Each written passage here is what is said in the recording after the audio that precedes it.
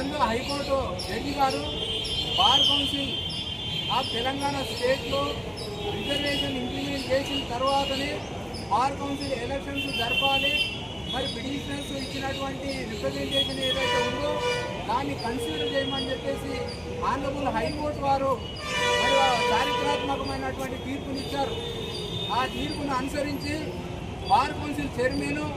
Bar council secretary గారికి మేము ఈ సందర్భంగా విన్నవిస్తూ వెంటనే ఆ తీర్పును అమలు చేసి బార్ కౌన్సిల్ ఎలక్షన్లో మరి ఎస్సీ ఎస్టీలకు రిజర్వేషన్ ఇంప్లిమెంట్ చేసిన తర్వాతనే ఫ్రెష్ నోటిఫికేషన్ ఇచ్చి ఫర్దర్గా ముందుకు ప్రొసీడ్ కావాలని చెప్పేసి ఈ సందర్భంగా తెలంగాణ బార్ కౌన్సిల్కు విజ్ఞప్తి చేస్తూ ఉన్నాం.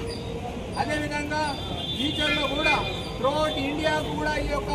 జడ్జిమెంట్ కూడా ఇంప్లిమెంట్ కాబోతున్నందుకు హైకోర్టు